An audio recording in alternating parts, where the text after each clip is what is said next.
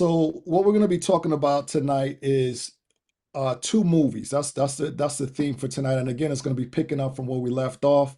I never changed the title of this series because I really believe that motivation is important in our life. It's just one of the things that gets us started, but it doesn't keep us going, right? And that here's what actually works. It continues to shift. Each week, I'm going to give you something that actually works that'll sustain you past your initial motivation to get started. Because I think that's what's important. You could start a marathon, but just going around bragging about, yo, man, I started a marathon. That's great. But did you finish? Right? The world looking for finishers. You're looking for finishers. You're looking to finish in your own life. And so we're gonna dive into that tonight. Like I said, we're gonna be talking. The topic tonight is gonna be two movies. And we last week again we talked about being tuned in, and what we discussed was that thoughts that dominate us internally, the frequency we keep landing on, and how all of that quietly shapes the direction that we move in is vitally important to for us creating the life that we want. And I left you guys with an exercise. Like every week, I give you something to do, right, to kind of solidify and tie in the training or the teaching. So if you guys tried that exercise that we ended with last week, you've probably been paying a little bit more attention this week to what's actually running through your head on a normal day. Because a lot of times, man, we have thousands and thousands of thoughts that run through our mind. Les Brown talked about how we're bombarded with over 6,000 ad impressions every day. Can you imagine that, man? And a lot of it is just stuck in us subconsciously. We don't even realize it. And so tonight we're going to take it a little bit deeper, and we're gonna peel back another layer of the onion. Is the truth is, like, when you start noticing your dominant thoughts, you start to realize something really, really interesting.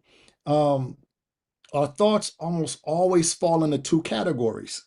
And that's what I've discovered. They're either about something that already happened or about something that hasn't happened yet. Those are the two dominating areas that our thoughts typically, the baskets our thoughts typically fall into. And so that's what tonight is going to be all about, what those two categories are and what they're quietly doing to us. And I'm going to show you how to start directing them on purpose intentionally instead of just letting them run us all day. If you up for that, put a one in the chat box for me. I'm gonna grab a sip of my kombucha real quick. All right, here we go. So let's look at where we left off at. So last week, again, we landed on this idea that whatever is dominating our internal conversations eventually starts shaping our emotions, our decisions, our energy, and the results that we keep seeing repeatedly in our life. So we call it the results formula, right? We have a certain thought. That thought creates an emotional response. That emotional response drives us to take a certain action, and then that action that we take creates an inevitable result.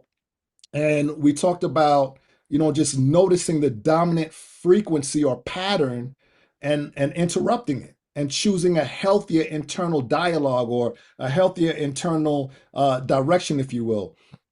So some of you probably noticed something real interesting this week.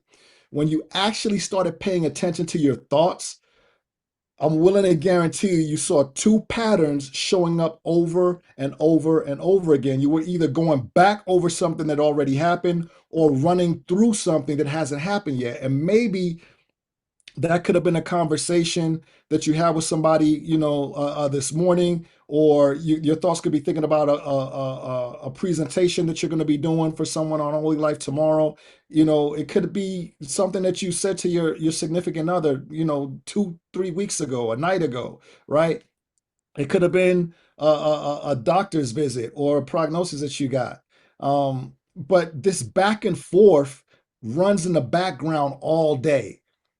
And most of the time, it does it without us even realizing it, right? Because a fish, when a fish is in water, y'all, it don't realize it's in water because it was born in it, right? So basically, that's just the structure of how the mind works. And once you're able to recognize it for what it is, you can start working with it instead of being run by it. Because a lot of us are run by a lot of internal dialogue, a lot of internal conversations. All right. So the two movies playing in our head almost every minute of the day is this. One is the replay, right? One is a replay. You might have seen that in sports. You know, they throw a flag. I want to see the replay. I'm gonna challenge that. Run a replay. I want to see if this is really happening, right? The replay it shows you what already happened. The other movie that's playing in our head is the rehearsal, right? And that previews what might happen. We're going to take a look at both of those and dive into them. And we'll be able, and if you're open to it, you're going to see how this is affecting your life daily. Listen, my heart for y'all is not just that you have a successful Only Life business, but that you have a successful life, period.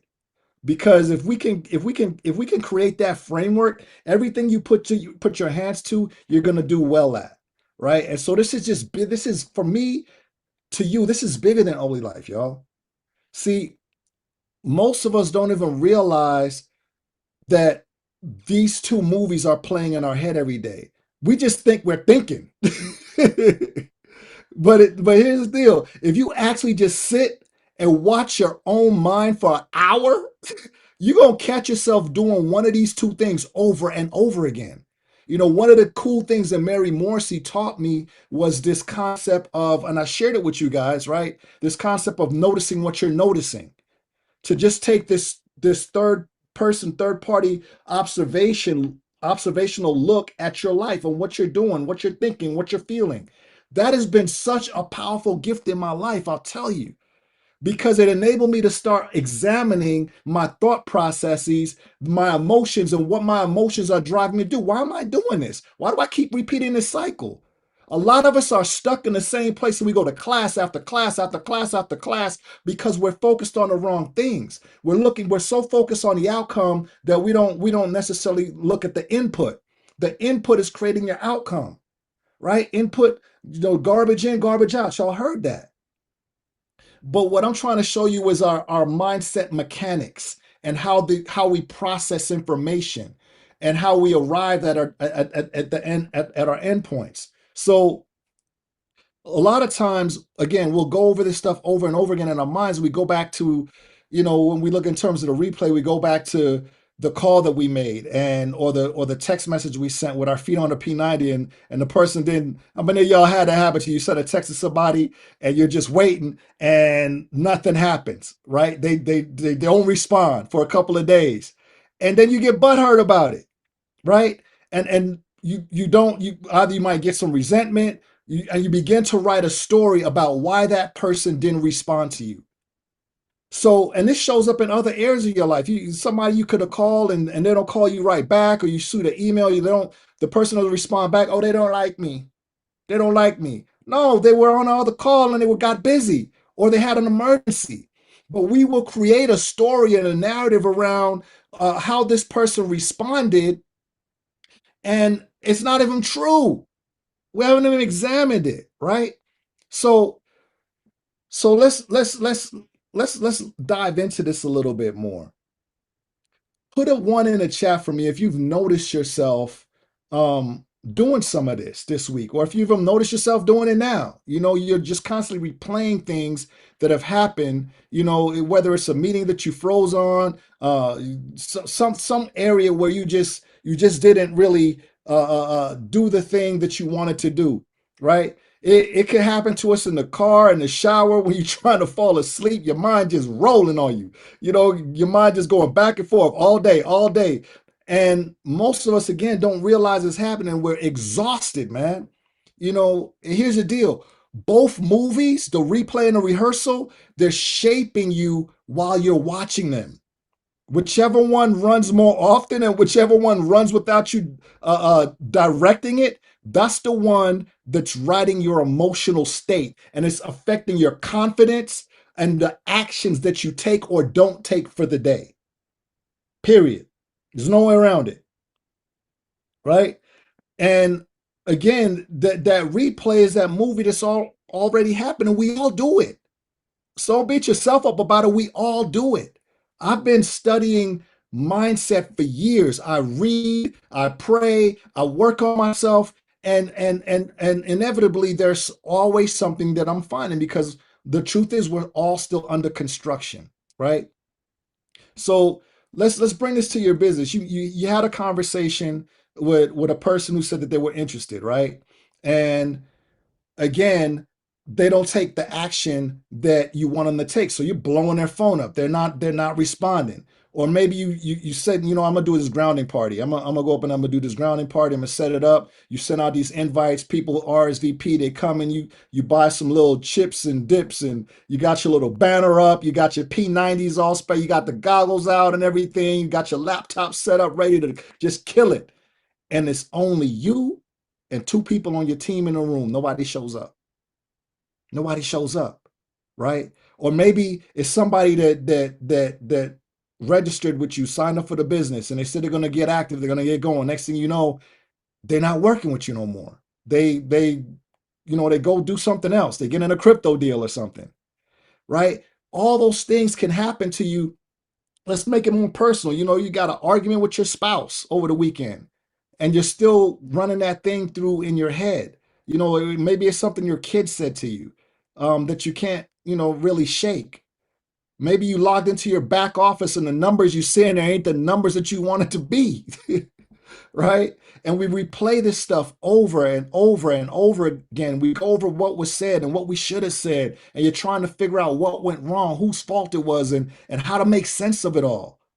Now, listen, let me just tell you this: the replay isn't always bad, right? Sometimes the replay actually teaches us something. Yes, so yes, right? You catch something and enables you to just like catch something that you might have missed in the conversation or a pattern that you didn't notice before. And you may understand something that you need to say differently next time. Replays are helpful, like we talked about the football replays earlier. That kind of replay is useful and worth the time, right? A lot of athletes after the big game, they'll go back before they get on the field and run plays. They're going to run the tape. They're going to look at the tape and see how they showed up. Boxers do it all the time, right? In preparation for a fight or after a fight.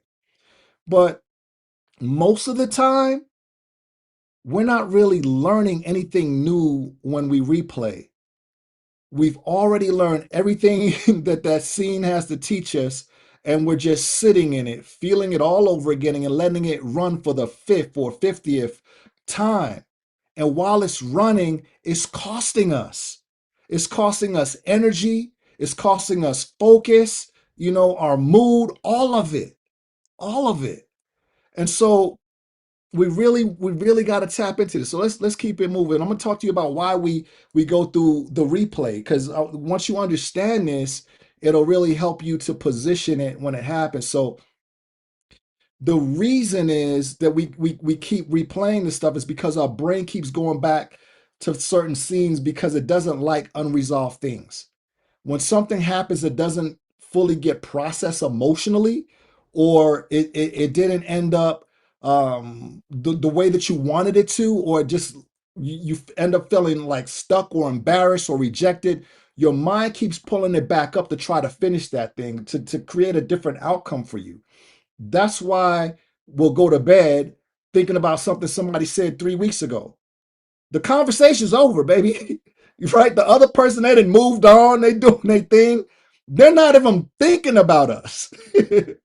But the thing is, our brain hasn't filed it away yet. So it pulls it back up at midnight of all times, trying to close out the file. Right? And so in real life, all those unresolved scenes, they begin to pile up real fast. So whether it's your friend who ain't talking to you no more and you're trying to figure out why, whatever it is going on in your life at that moment, each instance is an emotional file that your brain wants to close, and until it gets closed, it'll keep coming back, right? So the truth is, the replay is actually trying to help you, but the problem is when you keep running the same scene without ever taking anything new from it, At that point, it stops being processing and it starts becoming a loop, right? It's a habit loop. So that's important. I really want you to tap into that.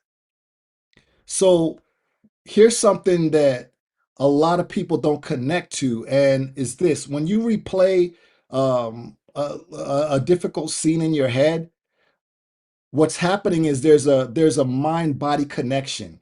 Um, that takes place, and so your body begins to relive it physically. You can start feeling that tension, because your nervous system, which ironically is what the P90 and the P90 plus works on. Our nervous system doesn't fully separate, this is happening now from I'm just remembering this vividly, I'm just replaying the tape. It can't distinguish that. Our nervous system doesn't know the difference. And so we're going to have a visceral response to certain things that we're thinking. So when you go back to the conversation that didn't go well, or that moment where you missed out on that on one of the promotions that was being run, um, again, you're going to feel your shoulders start to tighten the same way they tighten in the original moment. Does that make sense? So you'll feel your jaw clenching, your breathing gets shallow, depending on what it is that you're reliving. And so your stress chemistry starts running again. I'm telling you guys how your body works, right? The original moment was over with a long time ago. And it's crazy. Your body is still paying for it. It's still remembering it. Now, now stack that up. If you're replaying 3 or 4 difficult scenes a day, every day, your nervous system is running stress responses to events that aren't even happening anymore. That's why so many people right now, man, they're committing suicide and they're on all types of medication because of anxiety, and they're being diagnosed with bipolar and all this other stuff. And all these pills are doing is masking the symptoms. They're not dealing with the root problem. That's why I love the products that we have in Holy Life, man, because it's putting us in a state to where we can actually deal with some stuff and get healthy. And I'm all for that, man. And so when we're constantly replaying this stuff over and over again, what's the Holy Life video, the video we sent out? Still tired. Y'all remember that one? Right? You'll wake up tired even though you slept. And you can get on the P90 and still go replay the tape. So you waking up fatigued as all get out. And then, you got anxiety showing up before you even get out of bed. There's resistance every time you sit down to do anything significant. You might start thinking that something's wrong with you when you're really just exhausted from a movie that's been running on loop in the background. It's like Groundhog Day. I don't know how many of y'all remember that movie Groundhog Day. This dude kept waking up to the same day every day, same thing. So he started memorizing his life, right? See, this is one of the biggest reasons people get stuck and don't understand why. And when what you're doing feels harder than it should, because the body is already depleted before the day even starts.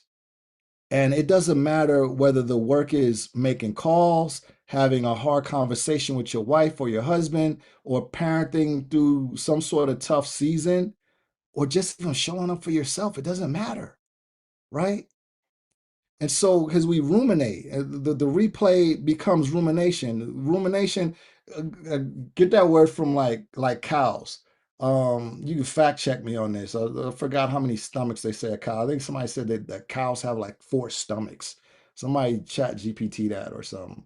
But what they do is they chew the cud, right? So they eat the grass and they chew it, and it goes down into one of their stomachs. Oh, all right, right on, Melissa. Yeah, 4 stomachs, right? So they bring that thing back up throughout the day, and they start chewing it again. And so that's rumination. And there's a line somewhere between healthy replay and unhealthy rumination. And it helps to know where that line is. So healthy replay teaches you something, like I mentioned before, and then it lets you put that scene down and lets you file it away. Rumination is when you keep running the scene without learning anything new and without being able to set it down. Here's a simple way that I use to tell the difference. ask yourself, right? It's hard to talk to yourself, y'all. You ain't crazy if you talk to yourself. All right. You ain't even crazy if you answer. I don't know who came up with that. I actually have some healthy conversations with Kwame. So ask yourself how many times you've revisited the scene and whether anything has actually changed inside of you because of revisiting it. If you've gone over it 5, 10, 20 times and you still feel exactly the same way every time, that's not processing anymore. That's a loop, man, right? The most common rumination loops, get this, this is important because of the line of work that each of us are in. The most common rumination loops, and you can check it out for yourselves, are about rejection, right? You replay the person who said no, the conversation where they ain't match your energy. You was hyped, like Luigi came on the call. He was like hyped up. He's like man, I need to put my feet on a P90, baby, to calm me down a little bit because like I'm about to blow up the whole spot with my energy. And so what happens when you show up like that and the people don't match your energy, right? You start feeling rejected. Like what's wrong with me? And so we begin to replay that in our minds, right? That friend, like I mentioned earlier, who stopped texting you back, who ghosted you. They was all hyped up for a minute, but now you can't. Now it's time to buy the item, and they don't want to. They're like, man, yeah, forget about it. And they don't got the courtesy to tell you, look, I'm not interested anymore. Each replay that we have, here's the deal. Each replay reinforces a belief about yourself that probably isn't even true. I can't tell you how many times I've done that in my own life. Right? I wrote this story about something that happened and determined that I was X when actually the thing that I thought happened didn't even happen. And I already decided who that person was and who I am. And it wasn't even true. It may show up for you in words like, you're not good at this. And so you give up. I'm not good at sales. That's a lie. Because you say if you married, you are excellent at sales. If you got a job, you're excellent at sales. If you got a business, you're excellent at sales. Right? People got this taboo about sales. All you're doing is sharing an experience that could enhance somebody else's life because it enhanced yours. When you approach it like that and you look at it, you're magnificent at it. Who told you you weren't? That's something you decided. Or maybe in some cases, maybe somebody said it and you believed them. Some Luigi said we started selling as children to our parents. Yep. Absolutely. Especially around Christmas time. So those replays, they reinforce things in us that may not be true, right? Nobody wants what you got. They don't want to hear what you have to say. You're not important. Maybe you decided you're going to fail at this, like you failed at the last thing because I wasn't good at the last thing. So you've already created in your mind this narrative, this story that you're not going to succeed here. None of that, none of that stuff you're coming up with is actually in the original event. All of that is in the replay because the event is arbitrary. It's just something that happened. And based on that event and the circumstances, you decided what that means for you. You assigned meaning to it. You did that. It wasn't the other person, you did, right? So let's talk about the rehearsal, right? I'm gonna boogie through this real quick. Now, if the replay is the movie of the past, rehearsal becomes a movie of the future. It's a preview of what might happen. And we do this constantly too. So picture this. You're driving to a presentation or a grounding party or something, and you're already running through what the conversation is going to be like before you even get there. So you're getting ready for it. And your mind begins to based on what you're feeling, your mind is gonna begin to create a story about it, right? And so the same thing happens when you're getting ready to make a phone call and call somebody back about the business opportunity. You're already, sometimes our default is something negative, the worst case scenario, you know Hope for the best, expect the worst. Man, if y'all repeating that, you need to take that, spew it out your mouth, ball it up, and throw it in the garbage. We repeat a lot of BS that is not healthy for us. Hope for the best and expect the worst. Why would I want to expect the damn worst? Excuse my language, but for real though, who does that? We do. We do. Right? Before we pick up the phone, we're already hearing them say no. That's all rehearsal. You're mentally walking through a scene that hasn't happened. You're feeling the emotions that go with that scene. And by the time you actually get into the real conversation, you've already lived through some version of it 10 times in your head, right? So, again, most of us, we rehearse worst case scenarios by default. And we're not even really trying to do it.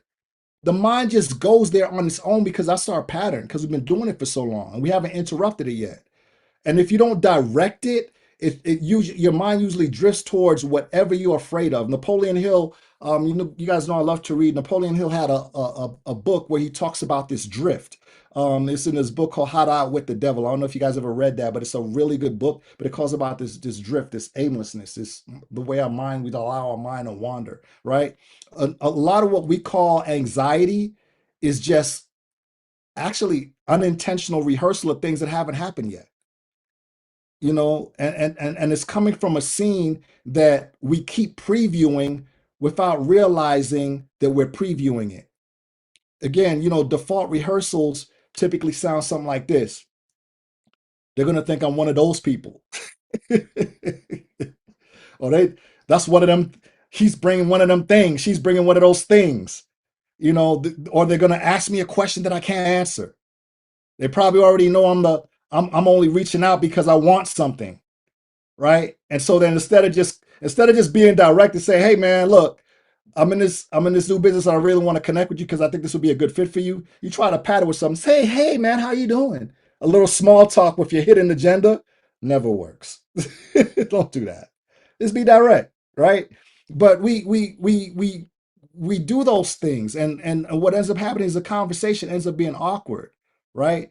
You have a tough conversation with your kids you've already played. They start eye rolling you and everything, and the meeting is going to that you're driving to, that you replayed negatively or rehearsed negatively, it's going to end with you feeling exactly the same way that you rehearsed.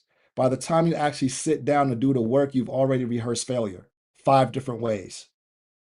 Guys, that's why you're stuck. And now you're trying to do work from that emotional state, and that's when it feels heavy and you get burnt out, right? Here's the significant part of this, that a lot of people don't realize, and I want to just break this down to you. What you rehearse repeatedly, it starts to feel like who you are. If you rehearse failure long enough, your body starts moving like somebody who's already failed.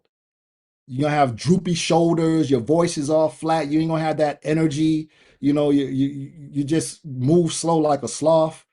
The extra call doesn't get made, the follow-up doesn't happen, that hard conversation gets pushed into next week, and the promotion that you've been working towards, that Thailand trip or that condo, starts to feel out of reach because somewhere inside you've already lived through not getting it dozens of times.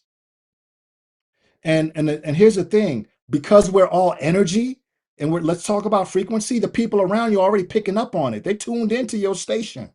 So when you walk into the meeting having mentally rehearsed rejection all morning, the people across from you can feel it. When you sit down at dinner with your family after rehearsing some sort of frustration, they're going to feel it because your energy carries it. Your tone is going to carry it. Your whole aura is giving off rejection energy, man. Right? They don't know, they're picking up on a movie that you've been rehearsing and watching all day. They just know that something's off, right? So now there's this. Let's dive into the other side of, um. Yeah, I feel you on that, Malik. You can't fake energy. Yeah, you can't fake that. Yeah. Let's see who's that said. Mark Twain said, "If you think you can't do it, then you won't." Yeah, absolutely, absolutely. That's real. And so this is the other side of rehearsal. Just like we talked about the positive side of replay, here's the positive side of rehearsal. Athletes do this on purpose. Surgeons do it, and so do high level performers. So, you know, when you look at high performing salespeople, they dive into this whether they know it or not. And here's the deal: they'll mentally walk through the result before they ever execute. They said this, basketball players, they see the free throw drop before they step to the line. Michael Jordan would play the game in his mind, a few times before he ever stepped on the court. Surgeons, they walk through the whole procedure before they even scrub in. The speaker is going to see the audience leaning in before they ever stand up and step to the mic. The parents going to picture themselves staying calm through a tantrum before it starts. Sometimes, right? It's the same neural pathway we've been talking about all night. The only difference is that these people, they're directing the movie on purpose. They're intentional. And the rest of us, we're just letting it play whatever it wants. The highest performers I've ever met do this unconsciously. And I've had the privilege of coaching some super successful people, multimillionaires even. Now imagine going in to a room or getting on a Zoom with a multimillionaire that owns two or three major corporations, and I'm like, "Yo, this dude is more financially successful than me," but yet they're signing up to be coached by me. And so for years, I've had a what do they call it? Imposter syndrome. It's like, man, who am I to be? That was my narrative. I'm transparent with you guys, right? So again, these principles are things that I had to work through in my own life. And what it helped me to see is that I do have value. I do have something to offer, and I'm actually quite brilliant. I'm masterful at this, right? And when I begin to change my dialogue, my results change, my outcomes change. And so again, some of the most high level performance, they do this without even thinking about it. They've already pictured the team they're building. When you look at Luigi and Van and Twan and Malik and Anna and just some of the other leaders, Jason and Precious and just some of the leaders on various different teams, they've already pictured the size of their teams. They've already got it in their mind. They see themselves on stage, get in that ring. They've already got the keys of the condo in their hand already. They see themselves throwing a party in there, right? They down at the pool, toasted, right? They've already seen the outcome because they've rehearsed the outcome so many times in their head, you know, that walking into it feels like catching up to a version of themselves that already exists. Does that make sense? And so, meanwhile, non-performers and those of us that haven't reached that level of awareness yet are working from rehearsed defeat and then wondering why the same effort feels like twice as heavy and we're not getting the same results that they are. So let's move right along. So we're gonna tie all this together right now, right? I'm gonna give you a quick assignment. We're almost done, y'all. Just hang in there with me. So your body and your nervous system, like I mentioned before, don't really separate. This happened to me from I'm imagining this clearly. I'm in Technicolor. Both run through the same wiring. Both run through the same wiring, and they both shape the same internal architecture. What that means is every time you replay a hard scene from your past, you're basically taking an invisible knife and carving the groove a little bit deeper. We could get into the science of the myelin sheath and all this other stuff, at some other time. But let's just keep it in layman's terms. So and then from a rehearsal perspective, every time you rehearse, something that you fear from your future, you're carving another groove right next to it. And the body doesn't know the difference. And it's gonna keep score either way. There's this book called The Body Keeps Score. After a few years of running both movies unintentionally, you're not even sure why you feel the way you feel anymore. You're just like, man, life sucks. I said that one time to my mentor. I'm like, man, life sucks. He's like, nah, life don't suck. Your life may suck, but life don't suck. Right? You just feel stuck and tired and resistant, to the work in front of you because you're defeated before the day of starts. Give yourself a fighting chance. You know, Usually nothing is actually happening to you in the present moment. It's the two movies that have been running in the background, and both of them have been quietly wearing you down. And that's what's been happening, man. Right. And so a lot of times, we're not directing the movie. They're just running all day on loop in the background without nobody on the control. So you wake up and the replay starts on its own. By the time you're in the shower, your brain is chewing on yesterday's conversation. Again, the drive to work, you're rehearsing that whole thing. By lunchtime, your mind has already. That's why people have that. You ever heard this thing? I got this 3 o'clock crash or this afternoon crash. I need an energy drink. That's because your thoughts are running in the background and it's draining the life out of you. So by the time you get home, you want to have a drink and sit down and veg out on TV instead of, hopping on a Zoom or following up. Nobody taught us to direct these movies, man, right? Not until we got intentional about it. We weren't shown how. So most of us spend years being run by it without even knowing it's happening. So the work tonight is simple. Start noticing which movie's running. Then start asking whether um, we want to choose to actually play it, right? So here's 3 questions for the replay. I'm going to give you 3 questions for the rehearsal. All right. You can take a screenshot of this. I got 8 minutes, y'all. I want to get through this real quick. Because I want to give you this assignment like every week. So when you catch yourself replaying something, run it through 3 questions. Number one, is this teaching me something? Is this healing me or is this trapping me? Take a screenshot of that. Because if you keep pull that up on your phone, create a pop-up on your phone. If the replay is teaching you something about what happened, that's useful. Let it teach you. Take the lesson and then follow the scene. But if the replay is part of like how you're healing from something hard, that's also useful.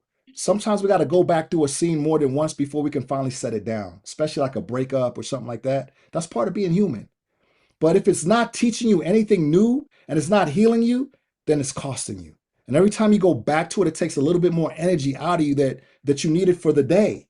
And usually we're paying that price without even realizing that we're paying it, right? And that's significant. And that shows up in every part of your life. There's scenes from your career, your marriage, your parenting, your friendships that have already taught you everything they can teach you.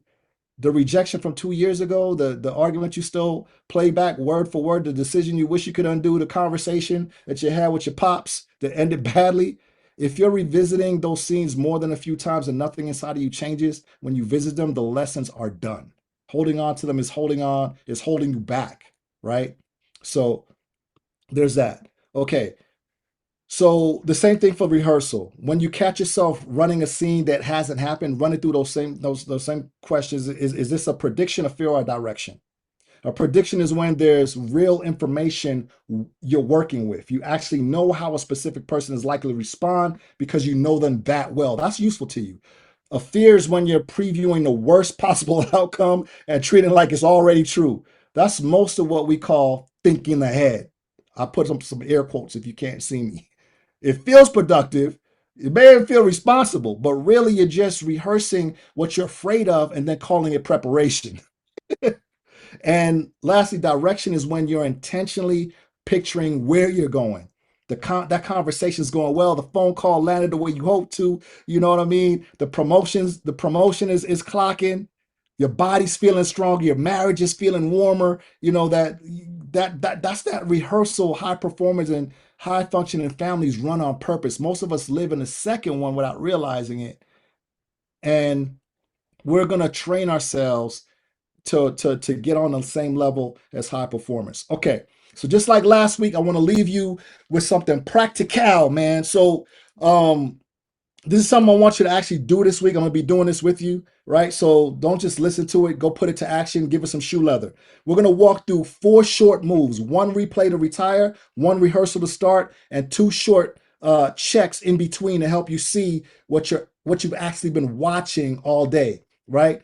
I don't want you to pick the polished answer or what you think should be said. Pick the one that's real to you, the one that actually shows up uninvited, because that's what's going to really help you. All right, here we go. So sit with this for a minute. What scene from your past do you keep and take a screenshot of this that you keep going back to?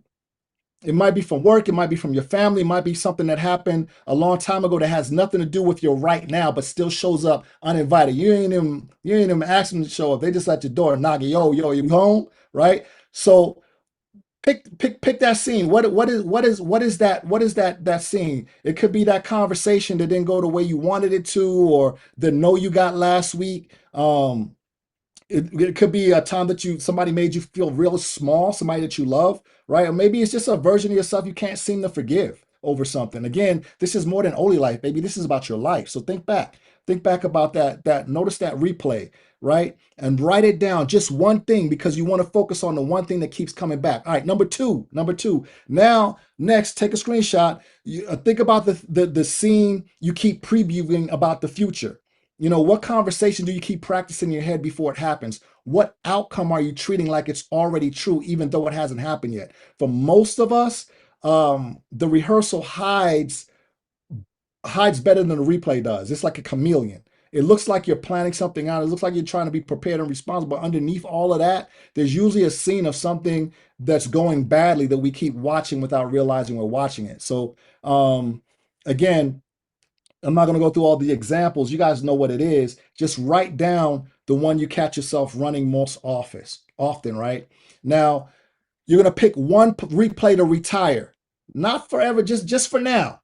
Decide that this week. What scene tries to play? You're going to notice it and gently set that thing down. Put it in timeout, right? You've already learned everything it has to teach you. It doesn't get to keep taking your energy. Don't let it do that. And here's how that sounds in practice.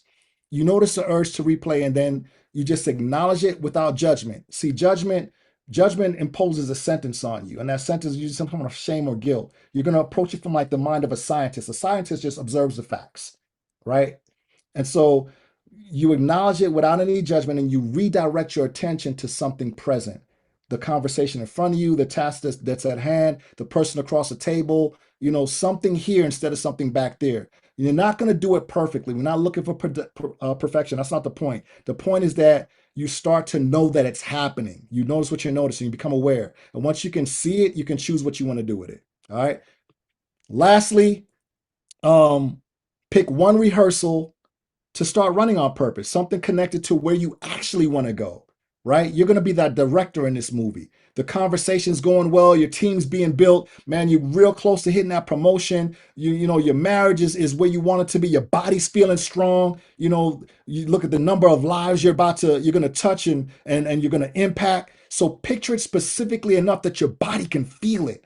And what does the room look like? How does the conversation sound? What's your posture when you walk into it? What's your voice doing? What does it feel like the moment after the yes? Then come back to that scene a few times a day this week, right? When in the car, in the shower, before calls, before hard conversations, before you go to bed. Anywhere your mind has space, replace that worst case rehearsal with one that's on purpose. Woo, got 1 minute left. Talking fast. Okay, here's the final mind shift for the day. The movies are already running. The only question is who's directing them. You're in a director seat, baby. So create a motion picture for the life that you're going to absolutely love.